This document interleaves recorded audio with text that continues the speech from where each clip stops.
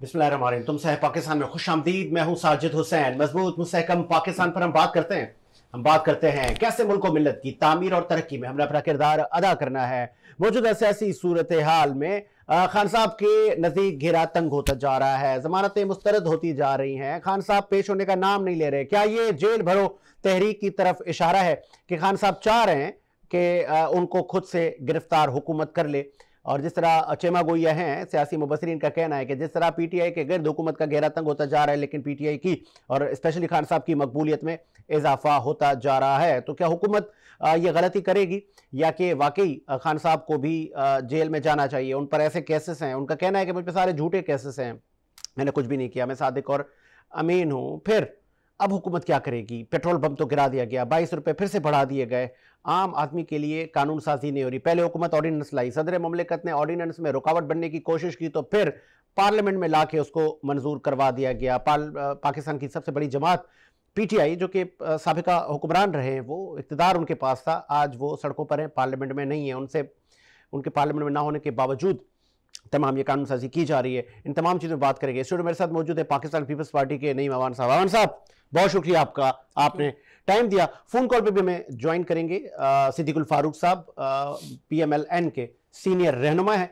उनसे भी हम जानेंगे कि आप लोग हुकूमत आगे क्या करने जा रही है। आइए अपना नईम अवान साहब, 90 रोज में इलेक्शन करवाने हैं आप लोगों ने, लेकिन अभी तक आप लोग तस से मस नहीं हो रहे। अब तो अदलिया को बीच में आना पड़ा, अदलिया ने भी ये कहा कि हमें बहुत कुछ करना आता है, 90 रोज में इलेक्शन होने चाहिए, और इलेक्शन कमीशन को भी उन्होंने कहा है कि आप भी हमें बताएं कि क्या मामलात हैं आपके साथ, क्यों आप लोग हर दर्मी का वर्ड तो उन्होंने इस्तेमाल नहीं किया, मतलब उन्होंने ढके छुपे अल्फाजों में सरजनिश की इलेक्शन कमीशन की भी। तो आप लोग क्या कर रहे हैं सर? बिस्मिल्लाहिर्रहमानिर्रहीम। साजिद भाई, आपको पता है कि इलेक्शन कराने के लिए लाजमी सी बात एक बजट चाहिए होता है और एक पूरा एक सिस्टम जो है वो काम करता है। ऐसा नहीं है कि इलेक्शन आपके कहने पर इलेक्शन हो जाए, और इलेक्शन होने के लिए लाजमी सी बात है एक बड़ी रकम की ज़रूरत है, और रकम के लिए हमने फाइनेंस मिनिस्टर से रब्ता किया था और उन्होंने कहा कि हमारे पास इस वक्त इतनी जो है वो अपना ट्रस्ट डेफिसिट है हमारे पास, और ना तो इतनी अमाउंट हमारे पास है कि हम इतने अखराजात बर्दाश्त कर सकें। लेकिन मैं आपको बताऊं, देखें अब जो इलेक्शन अभी होने ज़िमी इलेक्शन, इन ज़िमी इलेक्शनों के अंदर जैसे कि तमाम PDM की तमाम जमातों ने बैकआउट भी किया कि हम इलेक्शन कंटेस्ट नहीं करेंगे। लेकिन ज़िमनी इलेक्शन माजरत के साथ नहीं अवान साहब, आप लोगों के बहुत सारे लोगों ने कागजात की नामजदगी भी जमा करवा लिए थे, और फिर चेयरमैन पाकिस्तान पीपल्स पार्टी ने ऐलान किया कि हम हिस्सा नहीं ले रहे।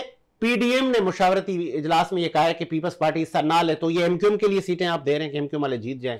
नहीं, ऐसा नहीं है, ऐसा नहीं है। देखिए पहले तो हमें समझने की जरूरत है। देखिए ना, अगर 35 सीटों पर इलेक्शन होते हैं तो 35 सीटों पर जिस सीटों पर इलेक्शन होने जा रहे हैं, इन्हीं सीटों पर हमारी जो इस वक्त अपोजिशन जमात है आपकी तहरीक इंसाफ के वही कैंडिडेट दोबारा इलेक्शन कंटेस्ट करने के लिए वो मैदान में उतरे हैं।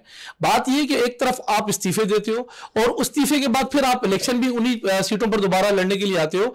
तो मैं आपसे जो बात करूं एक रुकूम की, दूसरी उस तरफ भी मैं आ जाता हूं। Sorry for interrupt. अवान साहब, सिद्दीकुल फारूक साहब ने ज्वाइन किया है, आप सीनियर रहनुमा है PMLN के, हुकूमत आपकी है, आप स्पोक पर्सन भी है। बहुत शुक्रिया सिद्दीकुल फारूक साहब, खुश आमदीद कहेंगे शो में। बहुत शुक्रिया सिद्दीकुल फारूक साहब, बीइंग अ सीनियर पॉलिटिशियन, कई एतवार मुल्क की सियासत में आपने देखे, क्या इससे बदतर पाकिस्तान पहले था जो कि आज आपकी हुकूमत में है? जी, पाकिस्तान बहुत बदतर था। जब आइन पामाल हुआ, मुल्क टूटा, मुल्क के 2 टुकड़े हो गए, हमारे 90,000 लोग कैद हो गए, फिर पाकिस्तान बहुत बुरी पोजीशन में था जब हमसे सियाचिन छीन लिया गया, फिर कारगिल छीन लिया गया। ये बुरी पोजीशनें थी। इस वक्त सूरत हाल ये है कि माशी तौर पर हम मुश्किलात का शिकार हैं, महंगाई है, लेकिन इसकी वजूहात बिल्कुल अगर गैर जानिबदारी से देखा जाए तो मालूम होगा, और जिस तरह के बाजवा साहब ने कहा कि ये एस्टेब्लिशमेंट की मुदाखलत की वजह से ही ये सूरत हाल सामने आई है। ठीक है।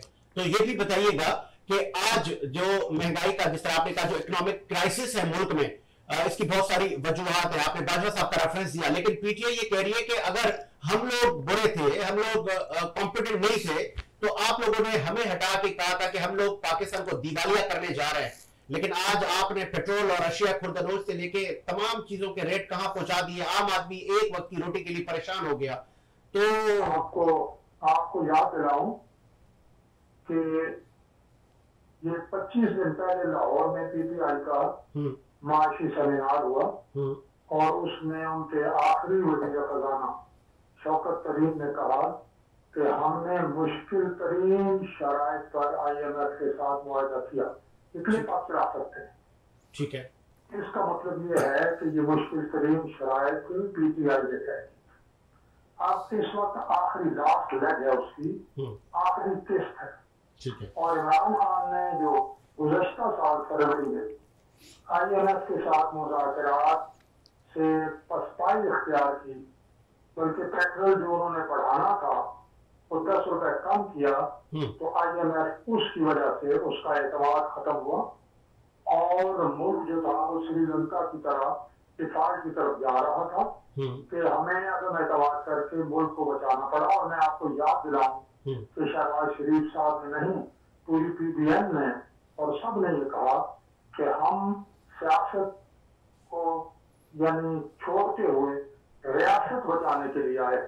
ठीक है। तो ये रियासत बचाने के लिए हमने कोशिश की, उसमें अब भी मुश्किलात आ रही हैं। IMF के साथ इमरान खान की बदहज़ी की वजह से हर चीज में कीड़े निकाल रहा है और वहाँ हम मजबूर हैं।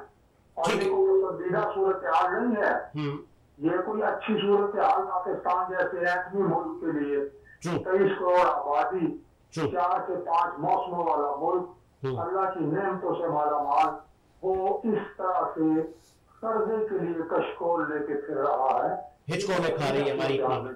ठीक है, ये भी बताइएगा सिद्दीकुल फारूक साहब, 90 रोज में इलेक्शन होते हुए आपको नजर आ रहे हैं? देखिए जी, अब ये इलेक्शन करवाने हैं इलेक्शन कमीशन ने और उसके लिए उसने क्या नाम है मर्दमशुमारी भी करानी है, उसके लिए डिलिमिटेशन भी होनी है, उसके लिए उसे इलेक्शन मशीनरी भी चाहिए, फौज, रेंजर्स, पुलिस, अदालती अफसर, डिस्ट्रिक्ट एडमिनिस्ट्रेशन और उसके लिए पैसे भी चाहिए। तो वो आप लोग प्रोवाइड करें ना? कल जो बात नहीं आज बल्कि जो बात चीफ इलेक्शन कमिश्नर को बुला के सुप्रीम कोर्ट ने पूछी है, उन्होंने कुछ बताया है। कल वो मजीद बुलाए गए हैं, कल उन्हें बात करने दे, ठीक है, तो फिर मालूम हो जाएगा ठीक है कि सूरत हाल क्या है। क्या मुल्क की सलामती जो है वो दांव पे लगी हुई है और इस वक्त फौज जिसने माजरत कर ली है वो दहशतगर्दी के खिलाफ जो हर महाज से उन्होंने फौज को उतारा हुआ है मैदान में, ठीक है, और रेंजर्स भी उतरे हुए हैं, क्या वहां से पुल आउट करके दहशतगर्दों को मौका देकर इलेक्शन कराने के लिए अपनी मशीनरी मुहैया कर सकते हैं? तो ये अब इलेक्शन कमीशन और पता तो फिर आइन और कानून क्या कहता है सिद्दीकुल फारूक साहब? कल अगर आप पर उंगलियां उठे कि ये जितने एक्सक्यूजेस या रियलिटी पर मबनी जो आपने बातें कही है, PTI और आम आवाम ये बात मानेगी कि आप लोगों ने टाइम बढ़ा दिया 90 रोज, फिर आइन तोड़ दिया आप लोगों ने? फिर आइन पूरा पढ़े। आइन में यह है कि जब सूबाई हुकूमतें लॉ एंड ऑर्डर को संभालने से माजरत कर ले, ठीक है, तो उस वक्त इमरजेंसी लग सकती है, ठीक है। उस वक्त आइन के मुताबिक ही 1 साल असेंबलियों में तोसी हो सकती है। ओके। उस वक्त अगर किसी आइन के आर्टिकल पर इन वजूहात की बिना पर उस वक्त अमल दरामद ना हो और कुछ बाद में हो जाए तो उसको आइन की खिलाफ वर्जी नहीं करार दिया जा सकता। ठीक है, रियली अप्रिशिएट। लास्ट में मुझे ये बताइएगा, आखिरी आपसे सवाल है कि आपको याद होगा साबिक सदर आसिफ अली जरदारी और पीपल्स पार्टी हुकूमत वो बुलंदबाज नारे लगा रहे थे और आज तारीख का हिस्सा बन गई हुकूमत कि हमारे पास कोई सियासी कैदी नहीं था 5 सालों में। आज तो अब तमाम मखलूत हुकूमत का हिस्सा है, सारे मिलकर हुकूमत कर रहे हैं। तो फिर आज PTI के लोग क्यों गिरफ्तार होते जा रहे हैं? शेख रशीद, शहबाज गिल, अब खान साहब का भी टाइम है, राना सनाउल्लाह कह रहे हैं कि वज़ीर आज़म कायम कल ही गिरफ्तार कर लेते हैं। कुल 7 आदमी गिरफ्तार हुए हैं इनके, और 10 महीने के बाद, और कोई 2 दिन को 4 दिन, कोई 2 दिन के बाद जनाब अली पुलिस वाले के कंधे के सर रख के रोता है, कोई अदालत के बाद शोर मचाता है। सबकी जमानतें हो गई हैं, हमारे लोग उठाए जाते थे 90 दिन के लिए नैब के कानून के तहत बंद। उसके बाद आप शहबाज शरीफ 1.5 साल के लिए, हमजा शहबाज 2.25 साल के लिए, मरियम नवाज और नवाज शरीफ साहब साल के लिए, अपना सनाउल्लाह साहब पर 15 किलो हेरोइन का झूठा केस, सजाए मौत। फिर जनाब ख्वाजा आसिफ पर आर्टिकल 6 सजाए मौत। और इसी तरह से अभी आपने फवाद अहमद फवाद का सुना होगा बयान कि उन्हें कहा गया कि आप नाम लें शहबाज शरीफ का और चले जाए, वरना इधर ही आप सारी उम्र जो है वो करते रहेंगे। हमारे खिलाफ इन्होंने जनाब अली ऐलान करते थे कि कल फलाना पकड़ा जाएगा, परसों फलाना पकड़ा जाएगा, और लोगों को पकड़ के जेलों में डालते थे, वो पीपल्स पार्टी के हों, वो हमारे हों, वो ब्यूरोक्रेट्स हों। हमने अभी तक तो ऐसा कोई नहीं किया। ठीक है, बहुत शुक्रिया सिद्दीकुल फारूक साहब, आपने अपना कीमती वक्त दिया। PMLN के सीनियर हमारे साथ मौजूद थे। आपने भी सुना नईम अवान साहब बड़ी डिटेल से उन्होंने तमाम चीज़ों पर रोशनी डाली। उन्होंने कहा कि अभी तो जो हमारे साथ हुआ ऐसा तो कुछ नहीं हुआ इनके साथ, मतलब और कुछ होना बाकी है, ये समझ लें। देखिए, पाकिस्तान पीपल्स पार्टी पार्लियामेंट की बालादस्ती और रूल ऑफ लॉ पर यकीन रखती है। बात यह है कि इस मुल्क के अंदर माजी के अंदर जैसे भी इन्होंने बताया कि हमारे ये सारे लोग गिरफ्तार हुए इतने इतने महीने, तो मैं भी लाजमी सी बात है, हक रखता हूँ ये बात करने का। खुर्शीद शाह को 27 महीने और जो है वो आगा सराज दुरानी को 22 महीने, अदी फरियाल तालपुर को कई महीने और आसिफ जरदारी को कई महीने, मतलब हमने 12-12 साल जेलें भी काटी। इवन हुआ ये कि हम पे इल्ज़ाम लगा कि पाकिस्तान पीपल्स पार्टी के हमारे जो उस वक्त CC के मेंबर थे, ख़ासतौर पर हमारे डॉक्टर आसिम साहब, और वो यहाँ नहीं थे, बैरून मुल्क दौरों पर थे, तो उन पे इल्ज़ाम लगा जी उन्होंने करप्शन किया। आसिफ जरदारी ने कहा कि आओ अपने केसेस फेस करो। शर्जील मेमन पे इल्ज़ाम लगा तो हमने आके केसेस फेस किए, उनको बुलाया गया और उन्होंने बाकायदा आके केसेस फेस किए। हम भागते नहीं थे केसेस से। बात यह कि उस वक्त एहतसाब के नाम पे जैसे इंतकाम लिया जाता था, यहाँ केस बात यह कि नेब के कवानीन जैसे इन्होंने एक्टिव किए हुए थे और केस FIR बाद में कटती थी, पहले गिरफ्तार कर लेते थे बंदे को। तो अभी तो ऐसा कोई, हमने तो ना कोई ऐसा केस देखा, और ये अगर गिरफ्तार हो भी रहे हैं तो ये गिरफ्तार अपनी ही हरकतों की वजह से गिरफ्तार हो रहे हैं। और आपने खुद भी देखा कि 2 दिन बाद जो जिस तरीके से वो गले से लग कर रोना, और ये जितनी गिरफ्तारियां हुई हैं किसी पर कोई चोरी का, करप्शन का इल्जाम नहीं है। स्टेटमेंट के केसेस लगे हैं इन पर कि मुल्क में इंतशार फैला रहे हैं, ऐसा ही है। आप लोगों पर चोरी और करप्शन के केसेस थे नईम अवान साहब। देखिए साजिद भी, इस मुल्क के अंदर कानून और आइन ये कहता है कि मैं अगर आप पे इल्ज़ाम लगाऊं आपने चोरी की है तो मैंने साबित भी करना है, आप नहीं अपने आप को जस्टिफाई करेंगे। 3.5-4 साल तक इल्ज़ामात ही रहे, साबित तो कुछ नहीं हो सका। इस मुल्क का 72 करोड़ रुपया इस नेब कवानीन को ठीक करने में लग गया। वही पैसा अगर आज मैशत पे लगता तो मैं समझता हूँ कि आज मैशत वहाँ आके नहीं खड़ी होती कि बेरोजगारी, गुर्बत, महंगाई, आज कहाँ आके हम खड़े हो गए। आज सूरत हाल मुल्क की कहाँ खड़ी हो गई है। आप लोग भी हैं सर, बिल्कुल भी जिम्मेदार नहीं है। देखिए ना, बात यह है कि जैसा कि अभी सिद्दीकुल फारूक साहब ने भी ये बात कही कि मुल्क जो है वो डिफॉल्ट की तरफ जा चुका था और 90% जो है वो साया मंडला रहा था कि हम किसी वक्त भी ग्रे लिस्ट में हम चले जाएं। और बात यह है कि वो तो ग्रे लिस्ट में ले जाने के लिए पूरी एफर्ट्स जो है वो चल रही थी, जिस मकसद के लिए इनको लाया गया था। कश्मीर दे देना है, इंडिया के हवाले कर देना है, मैशत का बेड़ा गर्क करना है, स्टेट बैंक ऑफ पाकिस्तान जो है वो IMF के हवाले कर देना है। मुल्क के अंदर जहां लाके मुल्क खड़ा किया था, हम देखें ना, 2 चीजें थी, या तो मुल्क बचाते या सियासत बचाते। तो हमने सियासत की कुर्बानी दी, हमने मुल्क बचाने के लिए। आप लोगों ने बड़ा बड़ा कारनामा किया कि आप लोगों ने रियासत बचाई है। कल आप लोगों ने इसहाक डार साहब की स्पीच सुनी होगी, आप लोगों के वजीर खजाना। सर, शादी जो करेगा, तकरीब मुनक्कद करेगा, उस पर भी टैक्स है सर। सुन्नत मोहम्मदी है सर। तजवीज़ देखें, को तो छोड़ देते आप लोग। आम आदमी पर आप लोगों का मौक़िफ़ था कि हम कोई बोझ नहीं डालेंगे। तो शादियां तो सर आम गरीब भी करता है, अमीर भी करता है, तो कहाँ जाए? सर देखें, बात यह है कि 4 महीने हो गए इमरान खान साहब के जो है वो पाँव से प्लास्टर नहीं उतार रहा और मामूली से जख्म है। तो 4 महीने से मामूली जख्म ठीक नहीं हो रहे, तो आप क्या हमसे एक्सपेक्ट कर रहे हैं PDM से कि हम 10 महीने के अंदर इस मुल्क को जो है वो बहरानों से निकाल देंगे? जो 4.5 साल का, 3.5 साल का जो नुकसान है में एक भी आम आदमी के मफाद का बिल जो आप लोगों ने मंजूर किया हो वो बता दें। और जिस पार्लियामेंट को, खान साहब की पार्लियामेंट को आप लोग कहते थे ये रबर स्टैंप पार्लियामेंट है, उसमें तो तमाम अपोजिशन की जमातें सिटिंग थी, बैठी भी थी। आज तो कोई भी नहीं, आज तो राजा रियाज भी नहीं है। तो ये आपकी पार्लियामेंट नहीं है रबर से? देखिए, जमहूरी निज़ाम को चलाने के लिए आपकी पार्लियामेंट के अंदर अपोजिशन और हुकूमत का होना बड़ा लाजमी होता है। जहां अपोजिशन नहीं होती है तो फिर वहां आमरीत कहलाती है। अब इस वक्त बात ये कि अपोजिशन है कहां पर, और माजी के अंदर जब अपोजिशन आपने देखा, वो आ रही थी सर मैं तो आप लोगों ने दावा कर दिया सर, उसकी वजह है कि किस मुंह से आ रही थी? वही पार्लियामेंट है जिसपे इमरान खान कहता था मैं लानत भेजता हूं पार्लियामेंट के ऊपर। ये वही पार्लियामेंट है जिसके बाहर दुनिया ने देखा, पूरी तमाशा लगा कि पार्लियामेंट के बाहर कच्चे जो है वो नेकर टांगे गए। ये वही सुप्रीम कोर्ट है जिस सुप्रीम कोर्ट के अंदर आज इनके केसेस लगे हुए हैं, जिनके बाहर जो है इन्होंने जो ड्रामे किए 126 दिन के अंदर। ये वही रेडियो पाकिस्तान था जिस पर इन्होंने हमले किए। बात ही पार्लियामेंट में आने के लिए, पार्लियामेंट का हिस्सा तो आप थे, लेकिन पार्लियामेंट को चला कौन रहा था? मुझे बताएं, क्या जितनी भी हमारी वजारतें, उन वजारतों के अंदर कोई इलेक्टेड नुमाइंदा था? नहीं था। तमाम वो लोग जो इनकी मिनिस्ट्रियों को चला रहे थे बैरून मुल्क से इंपोर्ट किए हुए मावन खुसूसी अपने एडवाइजर जो इस मुल्क को चला रहे थे। चलाने वाला बात ये होता है, जब जमहूरी निजाम होता है, अगर मैं इलेक्ट हुआ तो मैंने अपने हल्के अबाब को जवाब देना है। मैं अगर जवाब नहीं दूंगा तो अगली दफा फिर चित्रोल भी मेरी होनी है हल्के के अंदर। ये सारी बातें आप सही कह रहे हैं, अगर आप सारी बातें आपकी आम आदमी जो सुन रहे हैं, लाखों करोड़ों लोग आपको ये जितनी नई मावान बातें करें, अगर ये ठीक हैं, तो कल नूर आलम साहब पब्लिक अकाउंट्स कमेटी के चेयरमैन और आपकी हुकूमत के MNA, उन्होंने भी यही कहा स्पीकर को कि स्पीकर साहब ये जितने आप टैक्सेस लगा रहे हैं आम आदमी को, इसके बदले में क्या दिया है आप लोगों ने? ये भी तो बता दें कि भाई हमने अगर ये आप पे बोझ डाला है टैक्सेस का तो हमने आपको ये कब दे दिया, क्या दिया आपने, वो भी तो बताएं।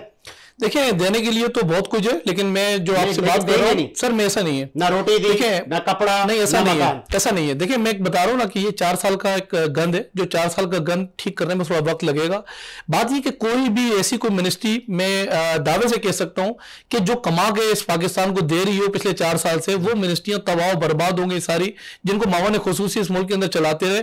हाँ, थोड़ा वक्त लगेगा क्योंकि बहुत सारी चीजें मुल्क के अंदर आई हैं। अब आपको आपके बिल के अंदर होगा कि हम इस वक्त सैलाबी सूरत हाल से जो हमने फेस की है, सैलाबी सूरत हाल के आपने फेस नहीं की, अवाम ने की है, और अभी भी वो खेमों में है, फ्लड प्रूफ घर नहीं बने, माजरत के साथ। सर ऐसा है कि मैं आपको एक बात बताऊं, कि जो नगानी आफात होती है ना, आलमी वबाएं, ये बता के नहीं आती, और जो नगानी आफात आई है, अगर बात ये है कि अगर ये हुकूमत इनको अगर फैसिलिटेट नहीं करती, आप तो खेमों की बात कर रहे हैं, क्या किया है फैसिलिटेट वो बताएं। हमने इनको दवाएं फ्री कर दी, हमने इनकी ये 6 महीने के लिए SPC होटल में रुकवा दिया था, क्या किया था आप लोगों ने? देखिए, अल्हम्दुलिल्लाह हमने कोशिश की कि कराची के अंदर कई ऐसे जो है वो जगह थी जहां इनको सेटल किया, ऐसे ट्रांसपोर्ट भी उनको प्रोवाइड की, और घर भी और मेडिकल। बिल्कुल। फिर गर्मियों में फिर पानी आएगा, और अगर पानी ज्यादा आ गया ये फिर भेजेंगे। देखिए, ये तीसरा प्रोसेस है जिसमें आप ये कह रहे हैं कि उनको आप रिहाइश करके आपने देनी थी, उनको घर बना के देने थे, उनके जो घर टूट गए थे उन घरों को रिपेयर करना था। ये तीसरा प्रोसेस है। अभी हम सेकंड प्रोसेस से अल्हम्दुलिल्लाह निकले, और आपको भी इनके अंदर होगा कि बेनजीराबाद हाउसिंग सेल जो हमारा वर्क कर रहा है, उसमें सैकड़ों मकान आते हैं जो डैमेज हुए थे, उनकी रिपेयरिंग का काम जो है वो चल रहा है। लेकिन बात यह ना कि मुल्क देखो चलाने के लिए साजिद भाई, आपके पास बात यह है कि कुछ आपके बैकअप के ऊपर कुछ मौजूद हो, कोई ऐसी चीज मौजूद हो जिस पर आप खड़े हो कि ये कहें कि भाई हमारा ये सिस्टम वर्क कर रहा है, इससे इतनी इनकम आ सकती है। देखिए ना, सीपेक जैसा जो हमने 2013 के अंदर जो इनको एक तोहफा इस मुल्क को दिया था, जो 2023 के अंदर तमाम कर्जा सीपेक ही उतार देता, जिसमें हम खुद पूरी दुनिया कहती थी कि एशियन टाइगर पाकिस्तान बनने जा रहा है, और पाकिस्तान की जो इकोनॉमी है 2023 तक वो सिंगापुर की इकोनॉमी के साथ चलेगी। लेकिन 3.5-4 सालों के अंदर वो सीपेक जो मंसूबा जो इस मुल्क को कमा के देना था, वो मंसूबे का बड़ा गर्क हो गया। अब IT के शोबे के अंदर अल्हम्दुलिल्लाह हम काम कर रहे हैं, IT के शोबे के अंदर बड़ा कुछ हम वसाइल निकाल सकते हैं। हम लोग जो है वो बहुत सारे ऐसे महकमे जिसमें वसाइल निकाल सकते हैं, लेकिन इस मुल्क के अंदर कभी भी पार्लियामेंट ने 3.5 साल फैसले नहीं किए। इस मुल्क के अंदर फैसले हुए आपके सदारती निजाम के साथ, सदारती ऑर्डिनेंस वॉशिंग मशीन से निकाल के इस मुल्क के ऊपर। सर आपके बिल के अंदर ये बात होगी कि 750 सदारती ऑर्डिनेंस जो है वो प्रेसिडेंट ऑफ पाकिस्तान के इस मुल्क के अंदर निकले। तो ये पार्लियामेंट को फिर ताला लगा देना, इस पार्लियामेंट के अंदर फिर जाने की जरूरत क्या थी? पार्लियामेंट का काम होता है कि बात यह है कि मुल्क को चलाना, लेकिन 3.5 साल पे का जो गंद का जो कचरा है वो आप ये कहें कि 10 महीने के अंदर वो ठीक हो जाएगा। थोड़ी मुरम्मत में टाइम लगेगा, और इंशाल्लाह ताला मुल्क को फायदे की तरफ लेके जाएंगे। डिफॉल्ट से निकाल लिया हम लोगों ने, अब आप देखते जाए, अब इंशाल्लाह ताला बहुत सारी चीजें बेहतरी की तरफ नजर आएंगी। चले जी, इसी उम्मीद के साथ कि मेरा मुल्क शाद आबाद रहे, मुझे साजिद हुसैन को इजाजत दीजिए। मुलाकात होगी नए प्रोग्राम के साथ। अल्लाह हाफिज।